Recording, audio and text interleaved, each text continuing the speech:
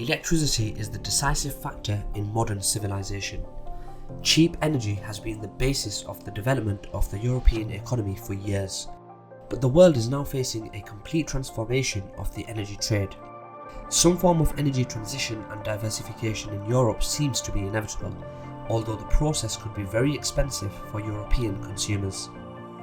Next winter will undoubtedly be another good test for European energy solidarity. It will also show if the old continent, traditionally heavily dependent on natural gas, coal and oil supplies from Russia, has already learned to live without Russian energy. I'm your host Kasim and welcome back to another KJ Report. In this video, we will discuss if Europe is really gaining energy independence from Russia. Can other producers replace Russian gas supply to Europe? Prior to the Russian invasion of Ukraine in February 2022, as much as 40% of Europe's natural gas supplies were coming from the Russian Federation. Some countries, especially in the Balkans, were 100% dependent on Russian energy. Russia supplied 27% of the European Union's imported oil, and the EU relied on Russian coal imports to generate electricity, with Moscow accounting for 70% of the EU's thermal coal imports. Despite anti-Russian sanctions, several EU members continue doing energy business with the Kremlin. To this day, the European Union has not imposed an embargo on the Russian nuclear industry. However, in response to Russia's actions in Ukraine, the EU has already banned coal imports from Russia, while the sixth package of sanctions against Moscow includes a complete import ban on all Russian seaborne crude oil and petroleum products. The EU also plans to gradually end its dependence on Russian natural gas. Even though Russia holds the largest amount of gas reserves in the world and has been Europe's major supplier for decades, the United States, as the leading natural gas producer, is now supplying more gas to Europe than Russia. The US is selling expensive liquefied natural gas to the EU members, whilst the flow of Russia's relatively cheap gas remains rather low. Moreover, as a result of the Nord Stream blasts in August 2022, the transit line through Ukraine has become the only remaining route for Russian gas flows to Central and Western Europe. In other words, the Kremlin, despite waging the war against Ukraine, continues using the Eastern European nation's territory to supply its European partners with natural gas. The West, quite aware that the interests of Russia's energy giants such as Gazprom, Lukoil, Rosneft, Rosatom, Zarubazhneft, amongst others, who are the major drivers of the country's foreign policy, uses the Ukrainian pipelines as an instrument against Moscow, given that the Russian economy remains heavily dependent on energy exports. At the same time, the European Union plans to expand gas trade with Algeria, the major gas producer in Africa. Algeria already supplies Spain with 15.8 billion cubic meters of natural gas via pipeline, as well as 2.4 billion cubic meters of LNG shipments, and the North African nation is expected to soon become Italy's biggest gas supplier.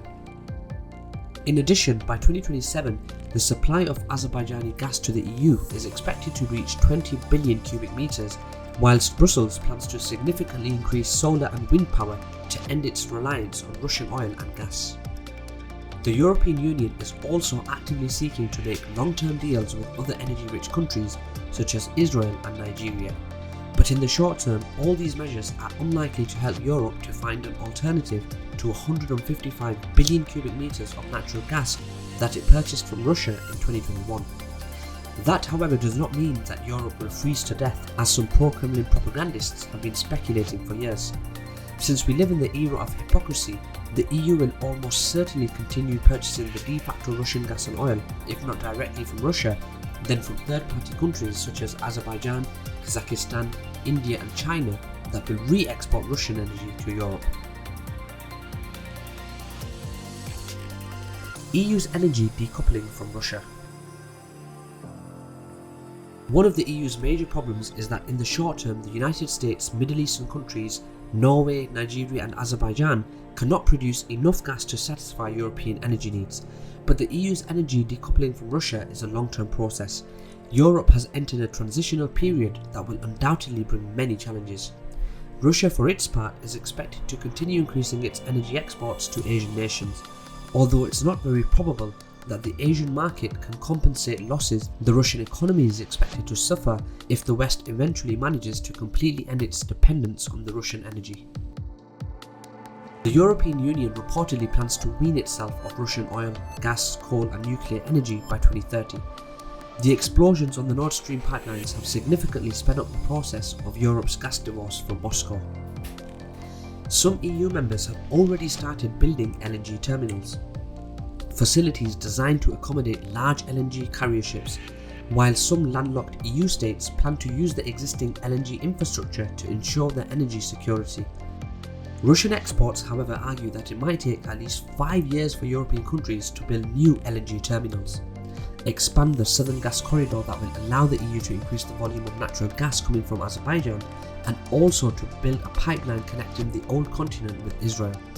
But the EU will continue reaching long-term deals with other producers, aiming to eventually completely replace Russia as Europe's major gas exporter.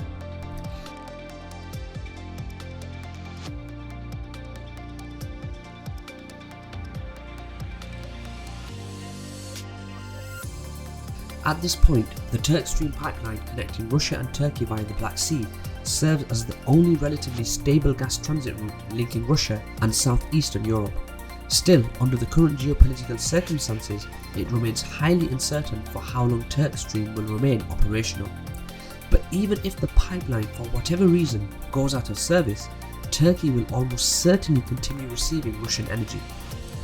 Blue Stream, a major trans-Black Sea gas pipeline that carries natural gas to Turkey from Russia, will then serve as the only gas route connecting the two countries. It is not a secret that Ankara wants to preserve a political status quo and remain a de facto mediator in various aspects of the Russian-Ukrainian conflict. That is why Turkey is expected to attempt to prevent any incidents on the Turk Stream pipeline. More importantly, now that the Nord Stream is no longer operational, the Kremlin is reportedly interested in turning Turkey into a new major regional gas hub. "We will create a hub here with Turkish gas coming from Russia," said Turkish President Erdogan on 20th October 2022, emphasizing that the Russian leader Vladimir Putin in his own words announced to the world that Europe can get its natural gas from Turkey. Given that Turkey is not a significant gas producer itself, gas coming from Russia cannot be Turkish.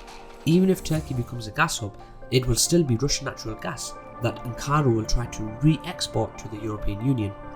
In the past, Russia was helping Germany develop its economy by providing it with relatively cheap energy. Moscow now seems to have the same plans about Turkey. For the EU, on the other hand, the Baltic Pipe, launched in September 2022, is a key project for the security of gas supply of the region. The 556-mile pipeline pumps gas from Norway to Denmark and via the Baltic Sea to Poland. It has capacity to transport 10 billion cubic meters of natural gas a year to Poland, a country that consumes around 20 billion cubic meters of gas per year. In the past, about half of this volume was supplied to the Eastern European country by Russia via the Yamal-Europe gas pipeline that has been out of service since August 2022. Therefore, the gas flows through the Baltic Pipe would hardly be enough to satisfy Poland's needs, let alone the rest of the continent, which means that the EU will, at least for the foreseeable future, have to continue purchasing gas from Russia, be it directly or via third countries.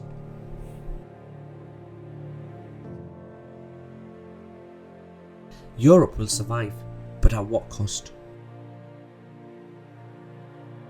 In the midterm, solar energy, wind power, coal and natural gas from other producers will replace Russian gas in Europe to at least a certain extent.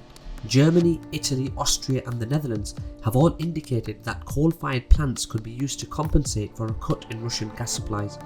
It is also entirely possible that certain European countries will continue purchasing Russian natural gas and resell it to those EU members that will completely break energy ties with Moscow. But European long-term energy future will likely depend not only on the EU's ambitious plans to wean itself from the Russian fossil fuels, but also on the outcome of the Ukraine war.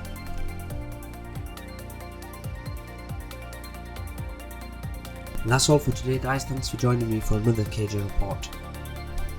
Please don't forget to visit our website kjreports.com and subscribe to our newsletter where you will receive regular updates on the latest geopolitical events. Finally, please don't forget to subscribe to my channel and share, like and comment on this video, I have an ambitious target to reach 1 million subscribers by the end of this year, and I can only do that with your support. Thank you.